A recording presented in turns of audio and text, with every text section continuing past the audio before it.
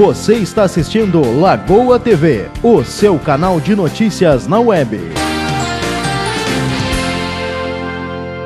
Eu não sou o Conect Sul e faço a diferença. A Conect Sul está no mercado há 15 anos, oferecendo um serviço essencial ao mundo moderno: o acesso à internet a usuários governamentais, corporativos e domésticos. A Conect Sul Soluções em Internet opera na região centro-sul do Rio Grande do Sul, com sua sede em Tapes. O serviço é entregue aos usuários através da plataforma wireless, na qual o sinal de internet se propaga em micro-ondas de rádio com qualidade e preço justo.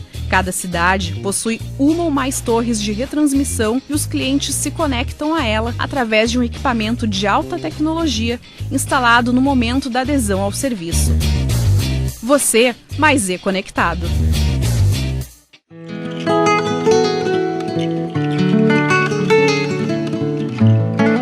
Boa noite, está começando o programa Lagoa Entrevista pela Lagoa TV, seu canal de notícias na web.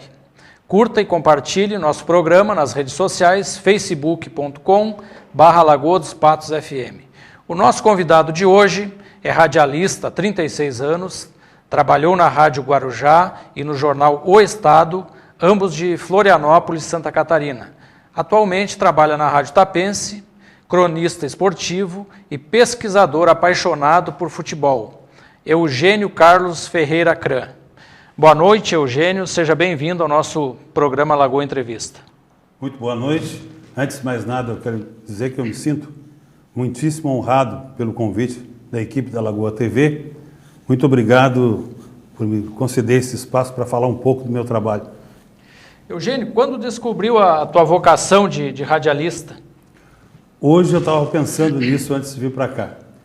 Há 37 anos atrás, o interesse pelo rádio despertou muito forte em mim por causa de dois comunicadores. Um gaúcho, o famoso Antônio Augusto da Rádio Guaíba, que era plantão de estúdio, que fez muito sucesso nas décadas de 70 e 80 do século passado. E também, no âmbito nacional, o grande narrador de futebol, Jorge Cury, da Rádio Globo do Rio de Janeiro. Esses dois que me incentivaram a entrar no rádio. Por conta do futebol que especificamente. O futebol que te levou a... Me motivou a ingressar no rádio, no caso, a começar a trabalhar na Tapense, mas só que eu não comecei na esfera esportiva. Mas essa passagem por Florianópolis, aí, no jornal O Estado e na Rádio Guarujá, em que época foi isso? Sim, fazendo uma linha do tempo, eu comecei em 78 na Tapense. Por incrível que pareça, apesar de eu ser bastante jovem, eu tinha de 16 para 17 anos, eu comecei apresentando um programa de tangos e boleros. Parece mentira. E eu devo ressaltar que o técnico, o nosso colega até hoje, Homero Aguiar, me auxiliava na pronúncia dos nomes. Naquela época, eu dominava o português, muito jovem, agora o espanhol era complicado. Depois disso, eu passei a trabalhar na reportagem da Tapense, apresentando programas, mas em relação a Santa Catarina, eu trabalhei em 84. Eu comecei em janeiro de 84 na Rádio Guarujá, em Florianópolis, que era, na época, a Guaíba deles, porque eles tinham até ondas curtas. Era uma rádio bastante famosa e de muito prestígio. Eu fui setorista do Figueirense, no tempo das vacas magras. Naquela época não tinha esse glamour que hoje tem o futebol de Santa Catarina, com 3 times na Série A. E eu me lembro que, para mim, foi uma experiência maravilhosa. E eu tive lá na Rádio Guarujá a maior experiência positiva em rádio. Os maiores elogios que eu recebi foi justamente no trabalho que eu mais gostava, que era de plantão de estúdio. O chefe da equipe ficou impressionado com o meu trabalho. Na época, em 84, eu já tinha 21 para 22 anos. Ele ficou impressionado com o meu trabalho, porque o meu interesse, o meu carinho e o produto, o resultado final do microfone era muito bom. Só que, infelizmente, a sorte não me ajudou. Trocou o chefe da equipe de esportes, que por sua vez trocou uma parte da equipe. E eu, como era novato, eu fui excluído. Mas aí isso me possibilitou uma experiência muito boa na área de jornal, que eu fui trabalhar numa área que eu não conhecia, como auxiliar de diagramador no jornal O Estado de Santa Catarina, antes do grupo RBS entrar em Santa Catarina. E eu aprendi muito, aquela experiência de 1 ano para mim valeu muito valiosa. Até hoje. Isso aí me ajudou em outros projetos que eu desenvolvi ao longo da minha vida, depois de 84. Com 36 anos de rádio, Eugênio, qual a tua avaliação sobre a comunicação atual? Você parece que adivinhou o que eu pensei antes do programa também. Eu, quando comecei em 78, o mundo era outro. Tanto na questão de tecnologia, como a questão de valores. Eu me lembro que o radialista, o profissional de rádio, em 78, guardadas as proporções, era como hoje representam os artistas da Globo, naquela época, na esfera de TAPS aqui. E depois, com a concorrência de outros veículos de comunicação, outras mídias que foram surgindo, os radialistas já não foram perdendo aos poucos o seu espaço. Mas em TAPS, a Rádio Tapense, até hoje tem um grande prestígio, mas você imagine isso há 36, 37 anos atrás, quem trabalhava na rádio é como se fosse hoje, comparando com aquela época, como se fosse assim um funcionário do Banco do Brasil, que na época era muito valorizado. Claro, depois, com o tempo, tudo foi mudando, né? Só para fazer um comparativo assim. Nessa questão do status, né? Sim, quando eu comecei, o AM era muito forte, como até hoje é, e o FM era muito incipiente. Existiam em 77, 78, pouquíssimas rádios de FM. Não existia internet, nem celular existia. Os recursos tecnológicos eram as rádios mínimos. AMs, né? Sim, as grandes rádios da época, aqui no estado, e até fora, era Guaíba, né? Rádio Globo, e Farroupilha. Na esfera nacional, sim, a Globo do Rio e a Tupi de São Paulo. O sucesso de jogadores brasileiros no exterior, de alguns anos para cá, tem uma grande força da mídia. Como é que era quando trabalhou como repórter em Santa Catarina? Eu me lembro que naquela época, os jogadores de Santa Catarina vislumbravam, no máximo, jogar no Inter ou no Grêmio. Naquela época, em 84, digamos, eu vou dar um exemplo, o Albeneir, que era o grande centroavante do Figueirense. Que acabou vindo para o Grêmio. Veio depois, isso reforça o que eu disse há pouco. O Albeneir, o horizonte dele era o Rio Mampituba, jogar no Rio Grande do Sul, ou quem sabe São Paulo, ou no Rio de Janeiro. Hoje, qualquer jogador mediano já pensa em atuar no exterior, tudo mudou. Realmente a diferença é enorme, né? Em 35 anos a coisa mudou muito, um pouco mais. E acha que parte disso a mídia contribui para isso? De certa forma, sim, né? Porque hoje em dia é muito mais fácil vender o produto jogador de futebol. Naquela época, só os grandes craques iam para o exterior. Vou citar um exemplo, Falcão. Hoje, qualquer jogador mediano vai para o exterior. Temos exemplo aqui em Porto Alegre, de jogadores do Grêmio, do Inter, de um padrão não muito elevado. E que nem acabaram até nem dando vão muito certo, né? Né? Inclusive um que agora está até na seleção brasileira. O Luiz Adriano foi para o exterior, para o mercado europeu. E na época vendido como não era ainda uma estrela e nem considerado um grande jogador, né? Hoje em dia é fácil jogar no exterior. Só em Portugal eles importam, ano a ano, dezenas e dezenas de jogadores do Brasil. A internet e outras tecnologias estão terminando com os jovens peladeiros, aquele do futebol de rua, que mais tarde viravam craques. Tu acha que isso é uma realidade nossa? É uma realidade fortíssima. Porque não se vê a gurizada na rua brincando, correndo, jogando futebol, né, como antes. Mas não é só a internet, tem outro aspecto. Sim, não, a internet e outras tecnologias como... Eu me refiro também à falta dos campinhos baldios. Quando eu era bem menino, eu sou um pouco mais velho que você, Jefferson Pereira, eu me lembro que em qualquer canto o pessoal batia bola. Hoje em dia, são raros os campinhos.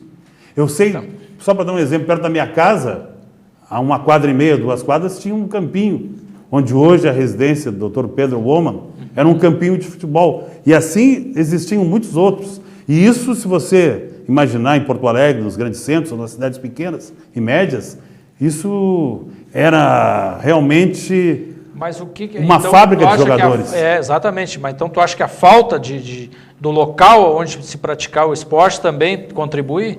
Foi um dos pontos. E o outro ponto, a questão das tecnologias. Hoje em dia, o jovem, além de se interessar mais pela internet, participar de atividades que envolvam as redes sociais, os jovens estão também voltados para outros segmentos esportivos. Há 30, 35 anos atrás, o futebol era o carro-chefe. Ou o futebol na época da bola pesada, como a gente dizia, o futebol de salão, Sim. antes de ser transformado em futsal. Certo. Hoje em dia, o pessoal pratica vários esportes. Então, o futebol foi perdendo seu espaço. E o reflexo hoje em dia se vê com a falta de grandes jogadores no mercado. Hoje o grande craque, que é raro hoje em dia, ele é formado já num grande clube, numa escolinha. Dificilmente se garimpa na rua um grande craque, que acontecia muito no passado. O cara passava, olhava o guri jogando bola, já se sabia, tirava ele direto, que já se sabia que teria futuro. Vamos a um rápido intervalo e voltamos já.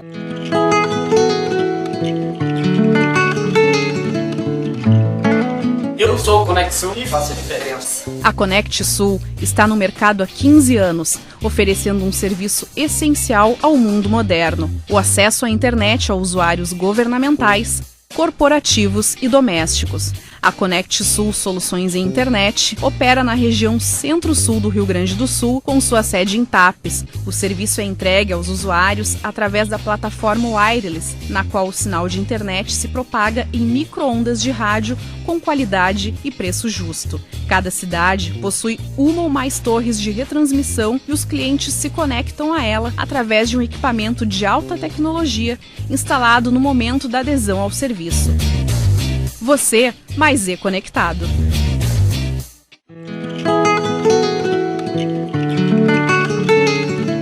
Voltamos com o Lagoa Entrevista. Hoje o nosso convidado é apaixonado por futebol, pesquisador do assunto e radialista, Eugênio Carlos Ferreira Cran, 52 anos. Eugênio, como pesquisador do tema futebol, qual a tua opinião sobre a evolução do futebol e da mídia esportiva? O futebol evoluiu na medida que houve o crescimento da tecnologia. Eu me lembro quando eu era menino, os fardamentos eram mais rústicos, eram uniformes com malhas pesadas, no caso das camisetas, a bola era feita com materiais mais precários, as bolas eram pesadas, quando chovia era uma dificuldade, principalmente para os goleiros. O gramado. Em relação aos gramados, houve uma evolução muito grande. Eu me lembro de uma época que eram pouquíssimos os estádios gaúchos que eram bons, que os gramados eram realmente de um padrão bem expressivo. Tudo evoluiu, só que eu percebo que houve a evolução na parte de fardamento, preparação física, estrutura para a montagem das equipes, só que foi perdido aquele aspecto que nós citamos no bloco anterior. Nós já não temos mais aquele espaço para formação de jogadores, aquela formação natural que era nos campinhos de várzea, eram verdadeiras escolinhas de futebol espontâneas que não existem mais. Evoluiu na tecnologia e regrediu na parte do material humano. Infelizmente é uma realidade. Mas tu acha que também o grande craque do passado hoje são raros? Também evoluiu nesse sentido? Que hoje a gente vê, antes parece que se existiam mais craques do futebol. Hoje existe, na maioria são atletas bem preparados fisicamente, mas que tu não vê assim aquela qualidade técnica que se via. Por exemplo, tu pega você dá o exemplo do Pará, lateral do Grêmio. Como é que o Pará, um profissional num grande clube, joga em gramados que é um tapete, chega na linha de fundo para cruzar e erra o cruzamento, e antigamente que o campo era esburacado, a chuteira não era com a qualidade que tem hoje, a bola não era, e o cara fazia aquele cruzamento perfeito na cabeça do atacante, por exemplo. Isso é um problema sério em relação aos fundamentos. Os jogadores hoje, por mais que melhorem na preparação física, eu vejo que os professores e técnicos se descuidam nos fundamentos do jogo. Um exemplo, você falou no Pará, lateral do Grêmio atualmente.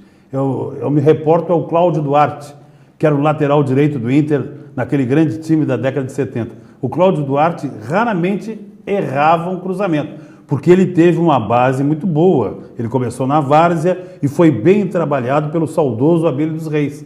Hoje falta alguém que faça esse trabalho de lapidação dos fundamentos, que hoje em dia basta ser um jogador que tenha bom preparo físico, que seja forte, a técnica fica deixada de lado. Isso é um problema seríssimo. Outro dia eu vi uma entrevista do Galo, que é o atual Sim. treinador das categorias de base da seleção, né? E ele falava exatamente isso, que não tem mais o fundamento, o treinamento específico no clube.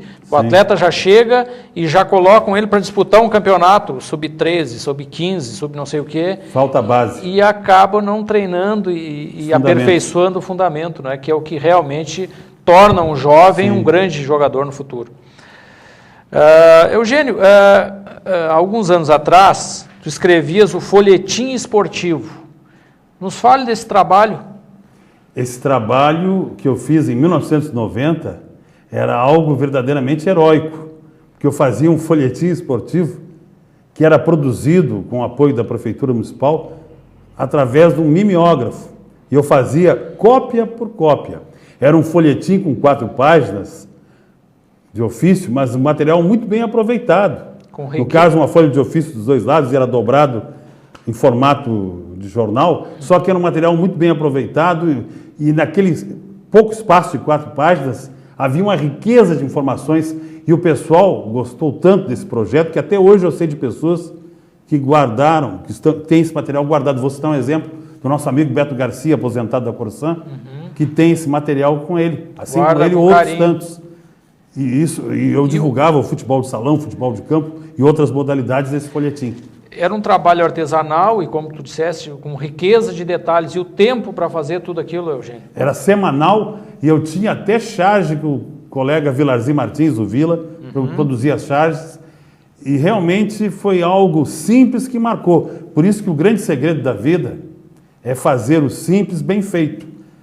A sofisticação ajuda, mas se o simples for bem feito, o sofisticado chega ao natural.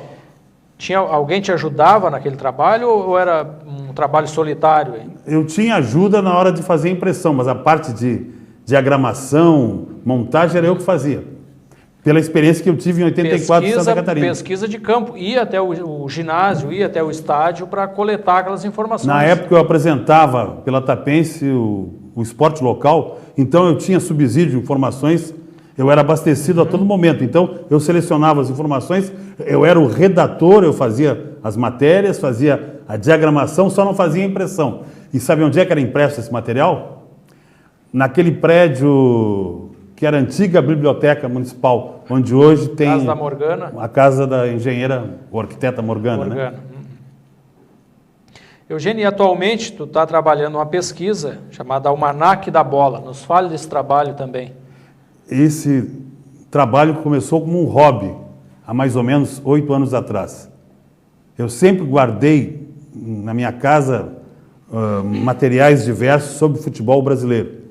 Aí eu resolvi focar só no futebol nacional. Hoje eu já tenho um acervo, de mais ou menos, um acervo com informações de mais de 3.500 clubes do Brasil, incluindo clubes em atividade, clubes profissionais, clubes licenciados e também os extintos, e também clubes históricos. Eu tenho material, por incrível que pareça, de clubes de mais de 100 anos. Vou citar um exemplo. No Rio de Janeiro teve um time famoso chamado Paysandu, que foi o Flamengo da época de 1910, por aí. Um pouco hoje antes, extinto? Um pouco mais. Sim, hoje não existe mais.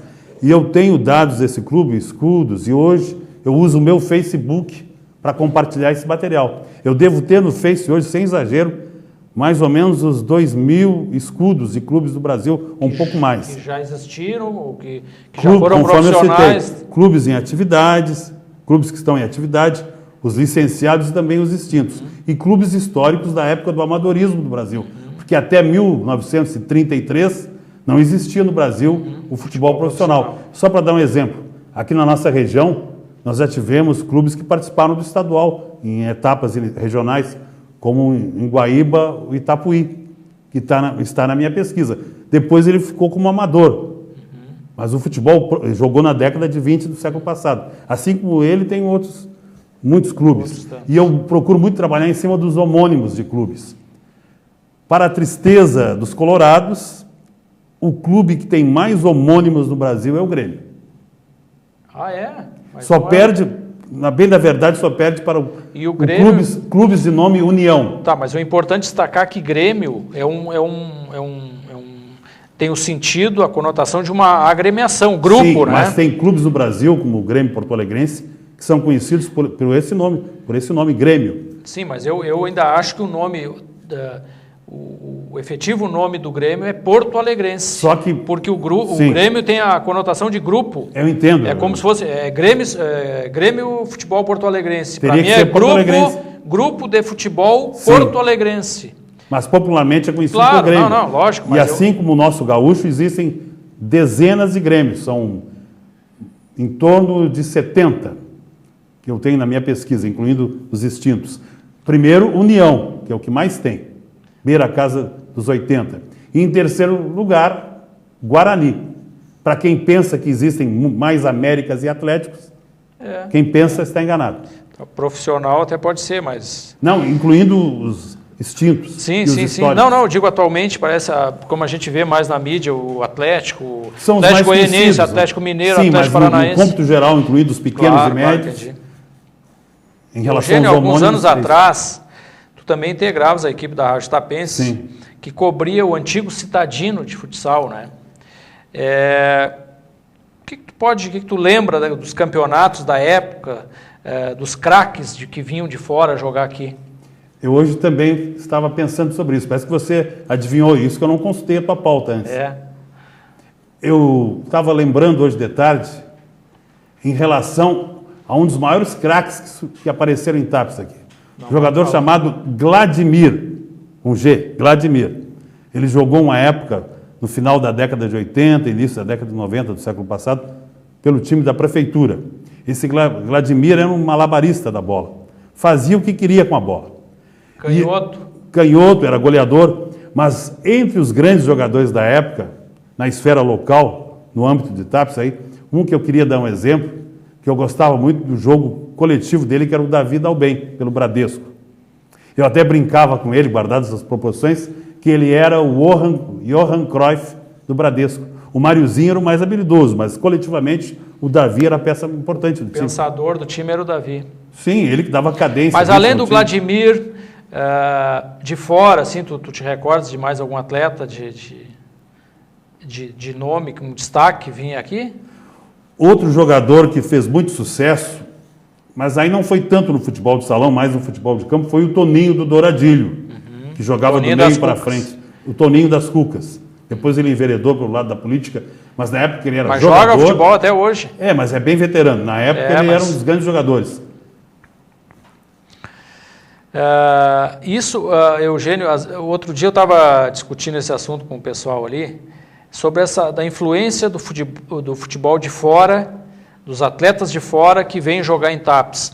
Isso, na minha opinião, contribuiu para a evolução dos atletas, nossos atletas daqui. Tu concordas com isso? Sim, mas esse processo começou a partir de 1985, quando da inauguração do ginásio Arrozão. Houve esse intercâmbio com atletas de outras cidades, de toda a região da Grande Porto Alegre e também de Camaquã. De Camaquã, eu gostaria de ressaltar um dos grandes jogadores que eu vi atuar aqui, o Frente Gonga. Gonga também canhoto. Ou jogava como ala. Frente. O Gonga era um excelente jogador. Tinha aquele pessoal da Descalto, o Paulinho Camaquã. O pessoal do Meridional. Do Meridional também. Depois o time da Descalto virou Hotel Bates. Isso. Era uma época muito boa. Realmente eu Grandes sinto equipes, muita saudade. Né? E naquela época a Tapense tinha um programa de esportes diário, de meia hora, somente com o esporte local. Depois a gente vai entrar nessa questão. Sim. Aí. Naquela época, transmissões históricas foram feitas pela equipe da época até. Tu lembra assim, de algum destaque, transmitindo os jogos ou as finais, que tu possa nos relatar aí? Sim, a maior lembrança que eu tenho não foi do futebol de salão, hoje futsal. Foi no futebol de campo a famosa decisão entre Prefeitura e Grêmio Esportivo Juvenil, onde houve um lance que provocou a anulação do jogo e depois teve uma nova partida. Isso. Outro dia o Betinho, tu te referiu aí, o Betinho da Corsã. Isso em 86. falava, porque eu estava, por coincidência, eu estava naquele jogo, eu era o lateral da prefeitura. Sim. E ele falava que o lance tinha chovido naquele domingo, né? E eu fui afastar a bola e a bola, não sei se pegou numa posse, ela acabou sobrando ali na grande área e teve o Zéio acabou fazendo o gol do título. Aí eu comentava com ele, olha, para mim aquele jogo não era para ter existido, porque no jogo anterior teve um pênalti aos 40 e alguma coisa do segundo tempo e foi impossibilitado que o nosso atleta cobrasse o pênalti, que se fizesse fatalmente a prefeitura seria campeã, né? E aí foi marcada uma nova partida. Data onde por causa desse aspecto Juvenil legal, acabou vencendo por 1-0 com esse lance aí. Inclusive, na época, foi feita uma consulta para o maior jurista esportivo do Brasil, até hoje eu não esqueci, Valéry Perry, de origem francesa, um brasileiro. Inclusive, eu lembro que foi uma das entrevistas que mais repercutiram. A rádio entrevistou o Valéry Perry, que deu o parecer dele sobre a questão se havia erro de direito ou erro de fato. Você que trabalha com direito sabe disso. Mas eu sei dizer que esse jogo foi uma das maiores transmissões que a rádio fez, inclusive por ser um jogo polêmico, gerou uma expectativa muito grande do público. A audiência foi enorme. E as equipes eram fortes, equipes da nossa região, mas as equipes eram fortes. Eu me lembro, só para concluir esse assunto, que o Enon trouxe um narrador, já falecido, da Grande Porto Alegre, o João Manuel, que narrou esse jogo. O falecido João Manuel. Vamos a um rápido intervalo e voltamos para o nosso último bloco, o bloco Pinga Fogo.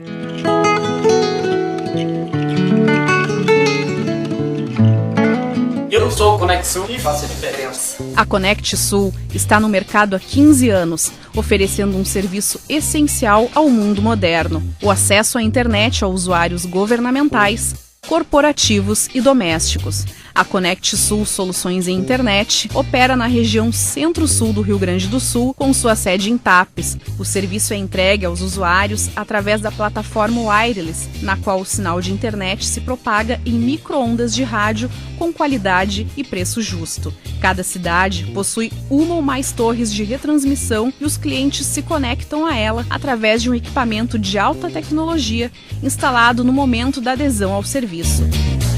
Você mais conectado.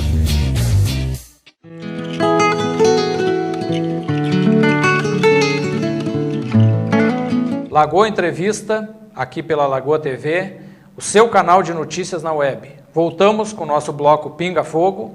Nosso convidado de hoje é o radialista, 36 anos, trabalhou na Rádio Guarujá e no jornal O Estado, ambos de Santa Catarina. Atualmente trabalha na Rádio Tapense, cronista esportivo e pesquisador apaixonado pelo futebol. Eugênio Carlos Cran, como tu disseste no bloco anterior, por que o programa esportivo da Tapense, com grande audiência na época, deixou de existir? Por incrível que pareça, não foi por falta de audiência ou falta de interesse dos anunciantes. É que eu me lembro que na época, lá por 87, a rádio remodelou a sua programação. O espaço que era do esporte local, em torno das 11h30 da manhã, foi cedido para um horário jornalístico que até hoje existe, que é o Panorama. O nosso gerente, Enon Cardoso, resolveu inserir o esporte dentro do contexto desse programa. Só que aí ficou descaracterizado o esporte local. E aí, depois disso, por vários fatores, houve um retrocesso do nosso esporte. E aí, como não existia mais um programa específico, eu parei de fazer o esporte. Mas não que eu não quisesse trabalhar com o esporte. Eu fui trabalhar na reportagem de um modo geral, apresentando o programa, e eu não pude ficar com o esporte. Porque de 85 a 97, foi um período relativamente longo, 12 anos a rádio teve o esporte local meia hora diariamente com assuntos da esfera local, só notícias do âmbito de Tapes. Não, e com grande audiência, eu lembro disso. E por que o desinteresse da Rádio Tapense, pós-maratona aquática, nos eventos esportivos locais? É o que a gente nota já de um tempo para cá, não se vê muito a atuação da Rádio Tapense nos nossos eventos locais aí. Eu acredito que, dentro do possível, a rádio, através do nosso gerente Enon Cardoso, procura participar dos eventos, mas é que existe um ponto que nós temos que citar. Eu não quero sair em defesa do gerente Enon Cardoso, é que, ao longo do tempo, o processo de realização de eventos foi mudando em etapas. Muitos eventos passaram a ser terceirizados. E isso aí inibe a participação até natural de um veículo de comunicação. Pelo que me consta, muitos dos nossos eventos tradicionais das décadas de 80 e 90 do século passado passaram a ficar nas mãos desses eventos de empresas particulares. O município terceirizou esses eventos. Isso aí, de certa maneira, dificulta até a cobertura da rádio. Mas, mesmo assim, eu sei que a rádio tem acompanhado eventos importantes como o acampamento da arte gaúcha, a festa do arroz. Sim, grandes eventos, mas pequenos eventos não se nota muito a presença da rádio, né? Não é que a rádio não se faça presente, é que nós temos que levar em conta que surgiram outros veículos que estão também inseridos nesse contexto das mídias, aí, como a Lagoa TV. Aproveitando o gancho, então, também qual os é a jornais tua da opinião cidade. sobre esse trabalho inovador, digamos assim, que a Lagoa TV vem fazendo na nossa cidade aí? Eu não quero fazer demagogia, mas eu vou ser bem sincero. Como valor documental é maravilhoso, porque só pelo simples fato de ser uma TV da web, todo esse material fica gravado, fica registrado.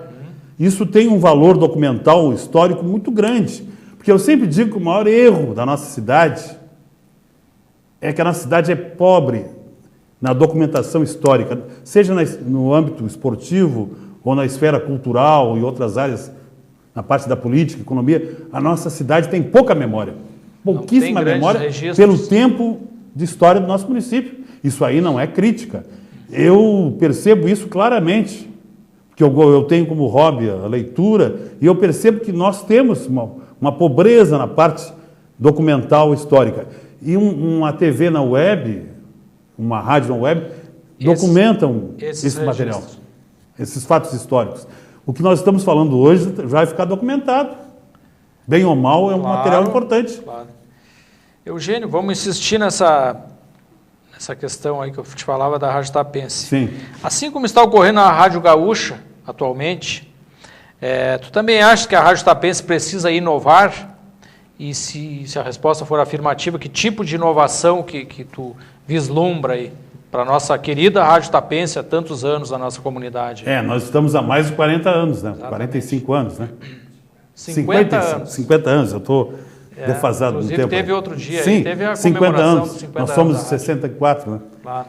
A rádio procura evoluir em todos os sentidos, até em relação às tecnologias, como hoje em dia o aspecto das redes sociais. Hoje em dia é mais fácil fazer rádio. Eu, quando comecei, não tinha celular, não tinha condições de gravar com facilidade. Hoje em dia a informática facilita até para editar textos e programas. Hoje em dia é bem mais fácil fazer rádio. Só que nós barramos aí num aspecto, a questão econômica. Como o nosso comércio, o nosso município é pobre, não tem grandes investimentos não tem um manancial de empresas que possam investir muito dinheiro na rádio. A rádio consegue arrecadar um dinheiro razoável para manter as suas despesas e para fazer o investimento necessário, ou o mínimo. Só que, para inovar, não basta só material humano, que eu acredito que dentro das possibilidades nós temos um bom material humano na Rádio Tapense, começando pela parte técnica, com o Silvio Pereira, na parte de estúdio, com os nossos colegas que trabalham no estúdio, como o Homero Aguiar, o Júlio César Duarte, são os colegas mais antigos na parte técnica, o Júlio também fazendo locução, o Homero também, o Lázaro Moreira como apresentador, o nosso colega Elvis Lousada, que é um verdadeiro coringa, faz de tudo um pouco.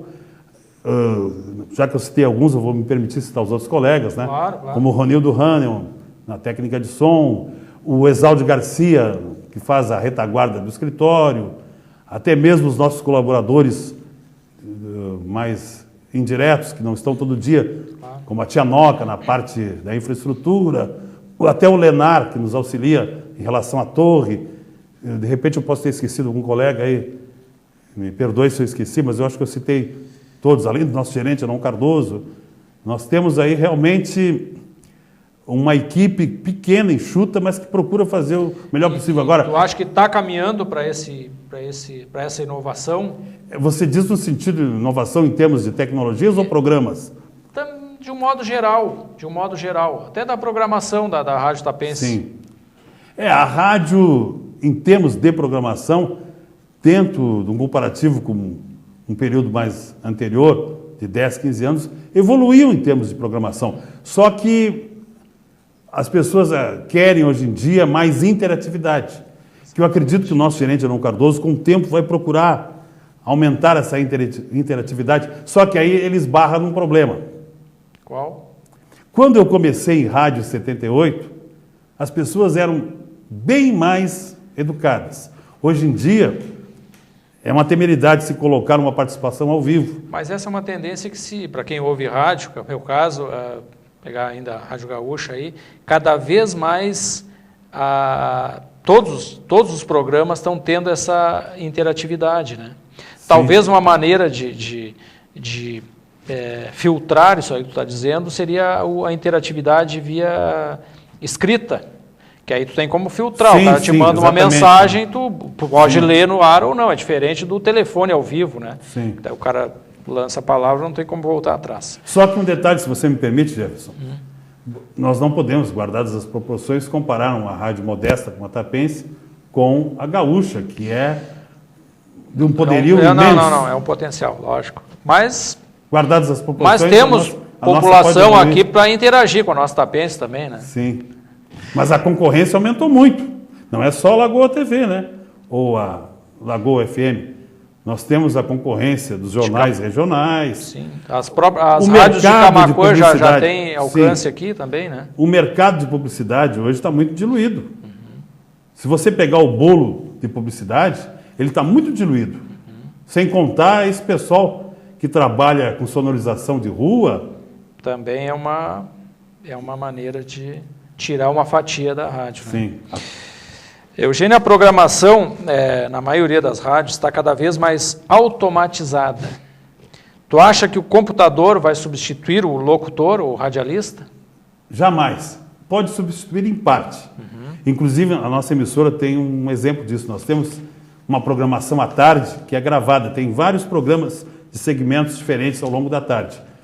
E até hoje o pessoal sente falta daquele calor humano do locutor ao vivo. Quando eu entro, eventualmente, numa programação ao vivo para chamar o Enon ou o Elvis, uma intervenção de alguma cobertura, o pessoal já nota a diferença. Mesmo que eu entre só para chamar o Enon ou o Elvis Lousada, quando eu digo vai entrar o Arnon Cardoso de tal lugar, o exemplo do fim de semana, o Enon acompanhou uma cavalgada em Viamão. Só pelo fato de eu entrar e anunciar o Enon, o pessoal já sente que fica com mais calor a rádio. Porque o que é gravado, por mais eficiente que seja, não tem aquele calor humano. Mas então isso não é não uma inovação, porque isso a participação do locutor acompanha a evolução das rádios em geral. Sim. Mas então tu acha que não necessita mais essa intervenção dos locutores da Tapense?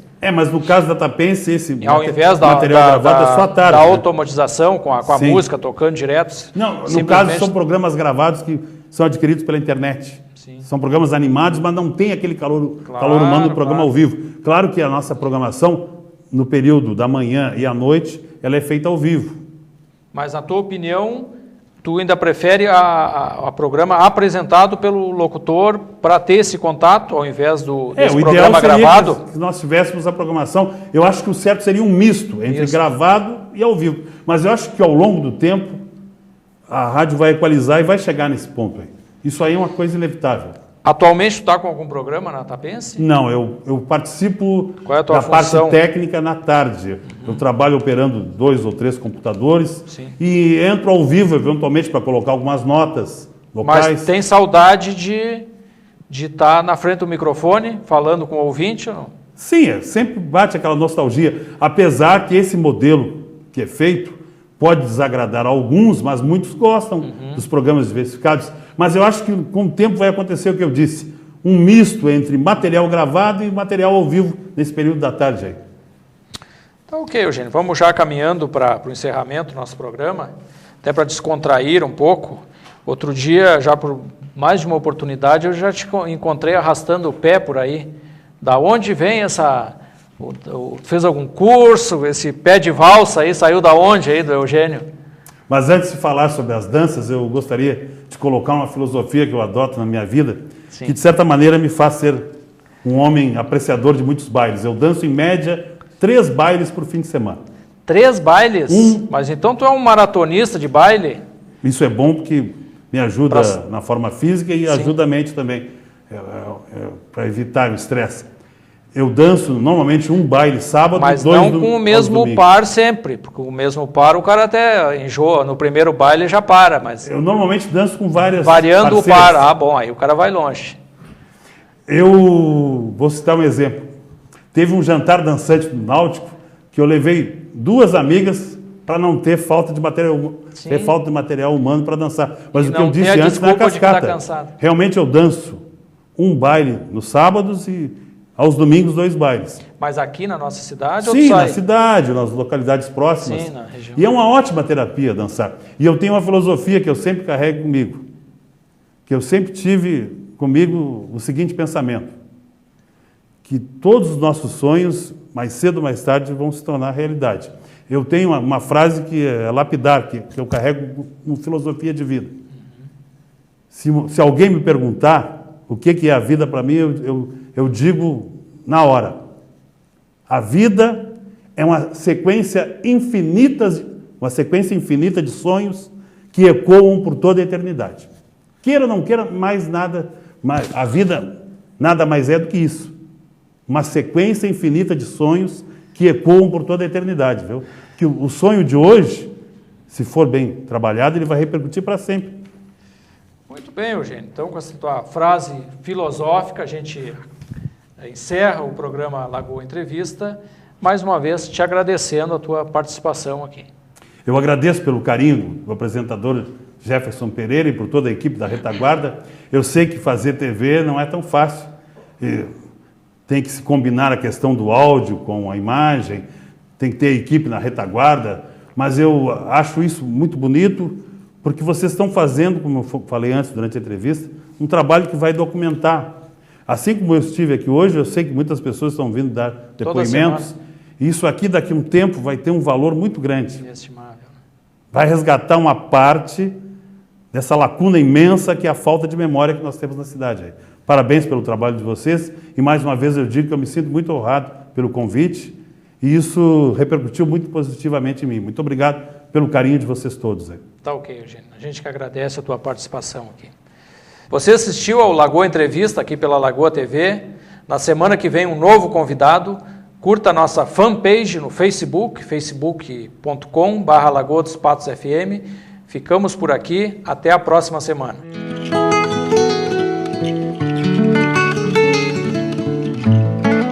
Eu sou o Conexul e faço a diferença. A Conect Sul está no mercado há 15 anos, oferecendo um serviço essencial ao mundo moderno: o acesso à internet a usuários governamentais, corporativos e domésticos. A Conect Sul Soluções em Internet opera na região centro-sul do Rio Grande do Sul, com sua sede em Tapes. O serviço é entregue aos usuários através da plataforma Wireless, na qual o sinal de internet se propaga em micro-ondas de rádio com qualidade e preço justo. Cada cidade possui uma ou mais torres de retransmissão e os clientes se conectam a ela através de um equipamento de alta tecnologia instalado no momento da adesão ao serviço. Você mais conectado.